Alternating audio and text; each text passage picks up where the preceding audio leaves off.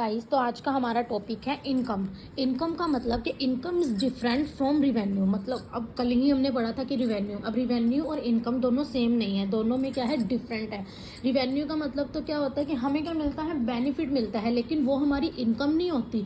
अब जैसे मान लो हमें सैलरी मिली, वो भी क्या है, एक किस्म से हम देखें तो वैसे तो हमारी इनकम है, लेकिन वो प्रॉपर इनकम तो नहीं ना कहलाएगी। सैलरी आ गई, अब उसमें से बच्चों के खर्चे हैं, वाइफ के खर्चे हैं, अपने खर्चे हैं, घर के खर्चे हैं, तो हमारे पास क्या बचता है, कुछ भी नहीं बचता।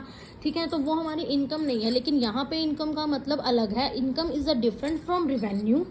Amount received from sale of goods is called revenue. वही के अमाउंट हमें क्या हुआ था, रिसीव हुआ था, कुछ गुड्स को सेल करके जो हमें अमाउंट रिसीव हुआ था वो तो था रिवेन्यू।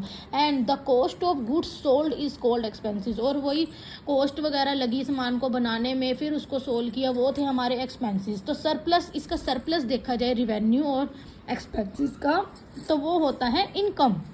जैसे गुड्स की कॉस्ट है 4 लाख, सोल्ड किया हमने उसे 5 लाख में, तो the sale amounting to 5 lakh is revenue and the cost amounting 4 lakh and expenses. The difference between two, दोनों में डिफरेंस क्या निकला, इन दोनों में से अगर हम माइनस करें तो हमारे को कितना का बना, 1 लाख। 1 लाख का हमें क्या हुई, हमारी वो इनकम होगी। मतलब रिवेन्यू माइनस एक्सपेंसिस, जितने दोनों चीज़ों को माइनस करके जो बनता है वो क्या है, हमारी इनकम।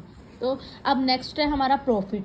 अब ये तो है नहीं कि हर रोज़ प्रॉफिट होगा, प्रॉफिट साल में एक बार ही कैलकुलेट किया जाता है। तो इसमें है, it is the excess of total revenue over total expenses of a business enterprise of an accounting period. तो profit increase the investment of owner. तो देखना होता है कि ओनर की जितनी भी उन्होंने इन्वेस्टमेंट उन्होंने लगाई थी, तो उसमें उनको क्या इंक्रीज हुआ है।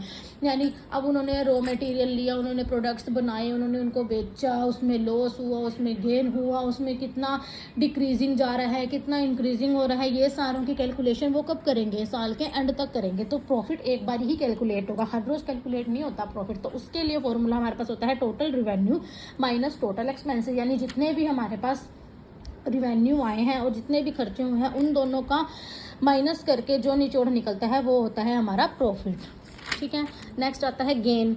अब वही, it is an monetary benefit. Gain का मतलब क्या है, ये एक monetary benefit, profit, advantage resulting from events से। इनका सब कुछ हमारे को रिजल्ट कहाँ से निकलता है, हमने कुछ इवेंट्स करे, कोई ट्रांजैक्शंस करी जिसमें हमने बिजनेस को परचेज करना, बिजनेस को सेल किया, कोई भी फिक्स्ड एसेट्स को सेल किया, कोई भी हमने कोर्ट का कोई भी केस था उसको हमने वाइनिंग किया, एप्रिशिएट किया उसको, वैल्यू ऑफ द एसेट्स की। यानी हमें क्या गेन हुआ, किस चीज़ से हमें क्या हो रहा है, लाभ हो रहा है, हमारे को पैसा ज़्यादा आ रहा है, हमने कितना गेन किया, तो वो होता है हमारा गेन। मतलब प्रॉफिट कमाना, बेनिफिट लेना, एडवांटेज लेनी, सारा कुछ रिजल्ट किससे निकलता है, किससे, कोई इवेंट